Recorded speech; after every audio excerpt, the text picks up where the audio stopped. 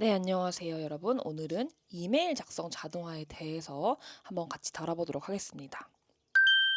자, 여러분들은 하루 업무 시간 중에 몇 퍼센트를 이메일을 작성하는 데 쓰고 계신가요? 자, 어떤 분들은 한 20% 또는 어떤 분들은 50% 이상 많이 작성하시는 분들도 있으실 겁니다. 그래서 이 메일을 쓸 때 뭐가 좀 어렵냐라고 한번 생각을 해보시면 많이 써보신 분들은 아시겠지만 메일을 확인하고 쓰고 뭐 다시 고치고 말투 같은 것도 다 우리가 조금 잘 생각해서 쓰는데 많은 시간을 할애를 하고 있습니다. 그래서 오늘 영상에서는 이 이메일을 작성할 때 들어가는 어떤 시간과 그리고 우리가 고민하는 그런 노력들을 어떻게 자동화를 통해 해결해 볼 수 있을지 다뤄보려고 합니다. 자, 자동화를 이야기하기 전에, 자동화를 하는 방법에 대해 얘기하기 전에, 먼저 우리가 어떤 순간에 메일 쓰기를 어려워하는지부터 짚고 넘어가 보도록 할게요. 첫 번째는 반복적인 보고용이나 안내용 메일을 쓸 때입니다. 자, 예를 들어 사내 교육 같은 걸 안내해야 되는 상황이라고 해볼게요. 그럴 때 양식은 늘 똑같은데 뭐 날짜나 강사 이름만 조금 바뀌는 경우 있잖아요. 그래서 이런 경우들은 사실 매번 새로 쓰는 게 은근히 귀찮고 시간도 제법 걸리게 되죠. 자, 두 번째는 부탁하기 애매한 내용을 전해야 할 때입니다. 그래서 예를 들어 내가 뭐 내 상사한테 뭔가 요청을 해야 될 때, 또는 다른 팀에 뭘 요청을 해야 될 때, 부탁하기 좀 부담스러운 상대한테 부탁을 하는 요청 메일을 써야 될 때, 그럴 때가 또 좀 어려운 순간이 될 거고요. 그리고 세 번째는 조금 불편한 관계, 클라이언트나 외부 협력업체 쪽에서 좀 업무 범위를 넘어서는 요청을 해온다 할 때 그거에 대한 응대 메일을 쓰는 거 되게 어렵겠죠, 이것도. 약간 말투나 이런 것도 되게 신중하게 써야 되고, 왜냐면 관계가 있으니까요. 자, 그리고 네 번째는 이제 영어 같은 외국어로 온 메일에 회신을 해야 될 때입니다. 자, 우리 언어가 아니기 때문에 이 영어 메일에서 해석을 하는 것부터가 되게 중요해질 거고, 또 답변할 때도 뭔가 예의에 어긋나는 표현이 없는지, 또는 뭔가 뉘앙스에 좀 어긋나는 표현이 없는지 이런 것들을 확인해서 써야 되니까 이런 부분은 어려울 수가 있겠죠. 자, 이럴 때 이런 상황, 어려운 상황들에 있어서 가장 유용한 도구가 바로 GPT가 되겠습니다. 이제는 좀 키워드 몇 개만 입력하게 되면 바로 완성된 이메일 초안을 GPT에서 만들어주게 됩니다. 그래서 제가 시연으로 한번 다 보여드릴 거고요. 문체를 조정을 해줄 수도 있어요. 그래서 지금 초안을 작성해 준 거에서 조금 더 정중하게 해달라 또는 친근하게 해달라라고 할 수도 있고, 당연히 언어 자동 번역 기능도 있기 때문에 영어로 된 이메일을 바로 그냥 가져다 넣고 회신 메일을 써달라고 하면은 회신까지 자연스럽게 써줄 수가 있는 겁니다. 자, 바로 이 기능들을 오늘 우리가 한번 실제 예시들로 제가 보여드릴 거고요. 그래서 하나하나 어떤 순간에 GPT가 어떻게 메일 작성을 도와줄 수 있는지 케이스별로 자세하게 들어가 보도록 하겠습니다. 자, 그럼 첫 번째 케이스는요. 아까 제가 잠깐 말씀드렸던 반복적인 보고용 안내용 메일을 쓸 때입니다. 자, 예시 상황을 볼게요. 매번 열리는 사내 교육을 임직원에게 안내를 해야 되는데 날짜, 주제, 강사 요 세부 요건만 조금씩 바뀌게 되는 겁니다. 그래서 양식은 항상 같아요. 포인트는. 그리고 요게 계속 요것만 바뀌기 때문에 매번 새로 쓰기가 귀찮은 거예요. 그래서 교육 내용이 이렇게 있을 때 요거를 어떻게 GPT가 바로 안내 메일을 딱 만들어 줄 수 있는지 제가 한번 시연을 통해서 보여드리도록 하겠습니다. 네, 여러분 GPT로 다 넘어와 주시고요. 저랑 같이 이렇게 프롬프트를 써보면서 할 거라서 로그인을 꼭 해주세요. 로그인을 해주셔야지 우리가 프롬프트를 입력해서 답변을 받을 수 있으니까요. 일단 방금 설명드렸던 첫 번째 상황을 한번 해볼게요. 자, 어떻게 할 거냐면 이렇게 할 겁니다. 사내 교육 안내 메일을 작성해줘. 교육 내용은 아래와 같아. 네, 이렇게 해서 이런 식으로 아까 제가 제 교재에 있었던 내용을 이렇게 넣어서 바로 그냥 실행을 해보도록 하겠습니다. 그러면 바로 얘가 이렇게 사내 교육 안내 해가지고 쭈루룩 뭐 안녕하세요부터 이렇게 써주고, 그 다음에 교육 개요가 이렇다. 네, 그리고 뭐 교육에서 배울 수 있는 내용 뭐 이런 분께 추천합니다. 이런 것까지 하고 신청 안내까지 초안을 일단 작성을 해줍니다. 그러면 여기서 필요시 신청 링크 또는 담당자 정보를 추가해 드릴 수 있으니까 반영을 해주겠다. 그러면 뭐 이제 각자 사내에서 신청할 수 있는 링크가 있으면 그것도 추가로 넣어주면 얘가 그걸 넣어서 완전 완성된 메일 만들어 주겠죠. 그러면 그냥 그거를 그대로 임직원들한테 보내기만 하면 되는 겁니다. 그쵸? 이런 식으로 쓸 수가 있고, 만약에 이제 교육 내용이 여기서 뭔가 바뀌게 된다. 그러면 그것만 또 바꿔서 그대로 넣어주면 얘가 바로 저렇게 이렇게 메일 전체를 만들어 주니까 우리는 이걸 하나하나 이렇게 쭈루룩 다 쓸 필요가 없게 되는 거죠. 그래서 이런 거 할 때, 좀 반복적인 거 할 때 상당히 편하다. 자, 두 번째 상황은 조금 민감한 요청을 해야 될 때, 네, 껄끄러운 요청. 자, 예를 들어 뭔가 아직 보고 자료가 완성이 안 된 거예요. 그래서 상사에게 뭐 팀장님이라고 해볼게요. 팀장님한테 보고 일정 연기를 좀 부탁드려야 되는데 아무래도 이럴 때 메일 작성하기 너무 막막하죠. 이럴 때 약간 좀 설득력 있게 전달하고 싶은 거예요. 그리고 좀 책임 회피하는 것처럼 안 보이게 하고 싶고, 지금 어디까지 됐는데 조금 안 돼가지고 약간 일정 연기해달라고 요청을 해야 되니까 이럴 때 뭔가 어투는 또 공손하게 근데 또 단호하게 해달라 이런 식으로 우리가 뭔가 원하는 그런 상황들을 말해주는 거예요. 그러면 이것도 마찬가지로 GPT한테 한번 해보도록 하겠습니다. 네, 자, 다시 GPT로 와서 우리 한번 같이 프롬프트를 이렇게 입력을 해볼게요. 저는 이렇게 팀장님이라고 할게요. 팀장님에게 보고 일정 연기를 요청하고 싶어. 무책임해 보이지 않게 하고 싶고, 준비 중인 과정도 함께 전달하는 정중한 메일을 써줘.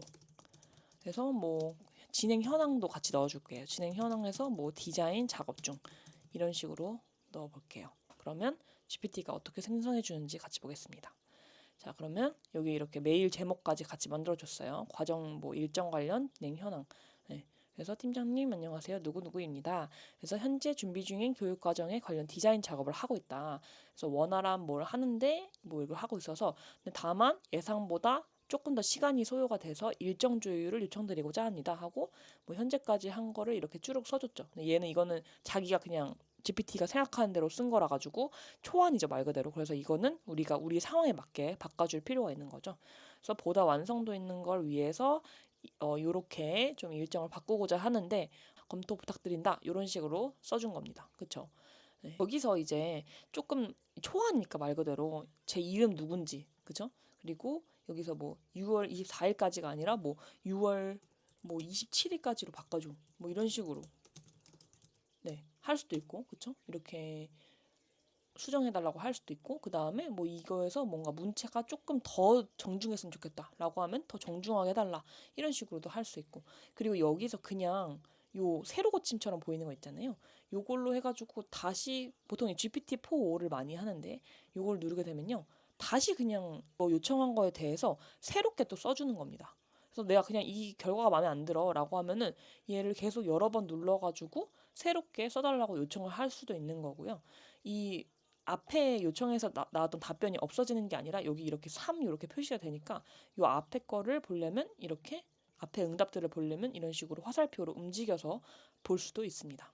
자, 다음으로 세 번째 상황에 대해서 한번 보겠습니다. 자, 아까 잠깐 언급했던 것처럼 범위를 넘어선 요청. 그쵸. 뭐 저희가 이제 뭐 클라이언트라고 했을 때 뭔가 계약상으로 딱 정해진 업무 범위가 있을 건데 그 범위를 넘어선 요청을 하는 클라이언트나 또는 뭐 파트너의 메일을 대응해야 할 때입니다.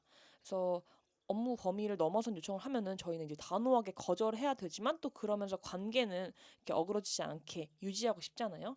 자, 이럴 때 좀 GPT한테 좀 요청을 뭔가 수용하지 않는 명확한 입장은 전달해주고 대신에 거절과 동시에 관계를 유지하려는 표현을 추가해서 메일을 써달라고 해줘야 합니다. 그래서 한번 이것도 마찬가지로 GPT에서 해보도록 할게요.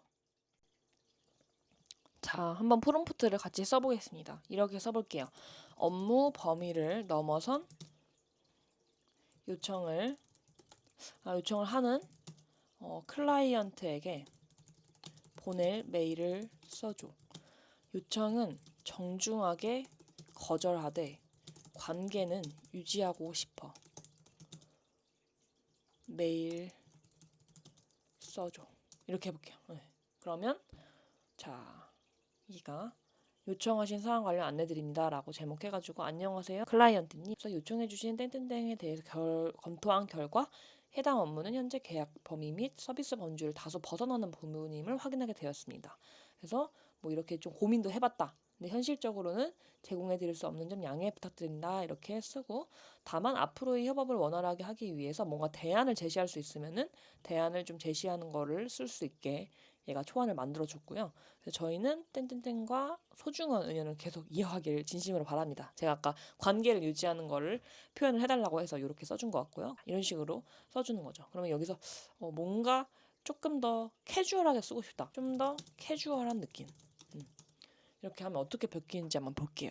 그러면은 그래서 안녕하세요. 뭐 이렇게 지금 이모지도 달았네요. 그쵸? 이렇게 이모지도 달았고 이렇게 좀 약간 친근한 말투로 지금 바뀐 걸 보실 수 있습니다. 아까 위에는 되게 뭔가 딱딱하지만 땡땡땡 뭐뭐입니다. 다 약간 이런 식으로 썼는데 여기서도 약간 이런 식으로 조금 편하게 캐주얼하게 문체가 바뀐 거를 보실 수 있습니다. 이런 식으로 우리가 불편한 뭔가 요청들이 왔을 때 여러분들 특히 신입 사원이시라면 이런 거 쓰는 게 되게 어려울 거거든요. 그럼 이 GPT의 도움을 받으면 빠르게 좀 작성을 해볼 수가 있겠죠.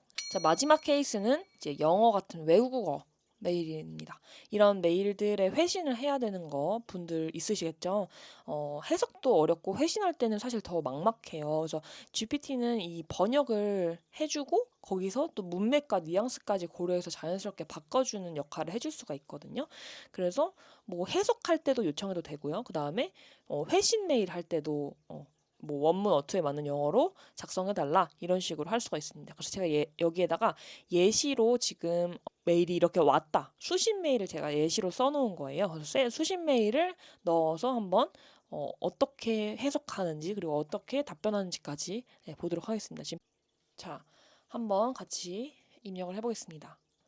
아래의 영어 이메일 내용을 한글로 번역해줘. 그래서 아이고, 네. 톤과 뉘앙스까지 고려해서 자연스럽게 설명해줘. 이렇게 해서 얘를 쭈루룩 제가 미리 써놓은 게 있거든요. 그 영어 메일 원문을 이렇게 넣어서 한번 실행을 해보겠습니다. 그러면 자 이렇게 나왔네요. 안녕하세요. 뭐 회의 일정 변경 및 자료 공유 요청의 건이었대요. 그래서 안녕하세요 김님 잘 지내고 계시길 바랍니다. 다름이 아니라 뭐 내부 일정상 저희 정기 회의를 변경할 수 있을지 그리고 가능하시다면 회의 전에 최종 브랜드 가이드라인을 공유해 주시면 사전에 검토해 볼 수 있겠습니다. 이런 식으로 써준 거예요. 자 그러면 여기서 우리는 이 메일에 대한 회신 메일을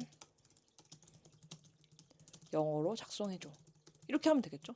원래는 이걸 다 쓸 때 하나하나 또 구글로 쳐봐가지고 이게 맞는지 번역을 돌리고 막 그랬었는데 이제 그걸 안 해도 그냥 여기서 할 수가 있는 겁니다. 그래서 정중하고 친절한 말투로 작성해줘. 이렇게 해주면 여기에 이런 식으로 하이 엠마 지금 엠마가 보내는 거라서 엠마라고 하고 뭐 이런 식으로 영어 문장이 나왔죠. 자 그럼 여기서 보내기 전에 이걸 또 너가 써준 메일 내용을 다시 한국말로 번역해줘. 이걸 그냥 그대로 믿고 보내면 얘가 생각보다 조금 덜 정중하게 썼을 수도 있잖아요. 그래서 한번 확인을 하는 겁니다. 그러면 안녕하세요 엠마님 연락주셔서 감사합니다. 다음 주 수요일 일정 저에게도 괜찮습니다. 뭐 캘린더처는 제가 업데이트 해드리겠습니다. 이런 식으로 잘 예쁘게 써줬네요. 그래서 자연스럽고 정중한 톤을 유지하면서 원문 뉘앙스를 살려 번역했다는 GPT의 말이 맞구나 라고 하고 이제 여기서 요거를 보낼 수 있게 되겠죠. 마음 편하게. 자, 이렇게까지 조금 많이 유용한 기능들을 다 말씀을 드려봤는데요. GPT가 작성해주는 내용들이 상당히 이제 유용하지만 한 가지 좀 짚고 넘어가야 할 부분이 있어서 말씀드리려고 합니다. 반드시 그대로 보내기 전에 반드시 검토를 해야 합니다. 이 GPT를 100% 맹신했다가는 정말 큰일이 날 수 있기 때문에 뭔가 사실관계, 어투 이런 것들을 확실하게 확인을 해주셔야 되고요.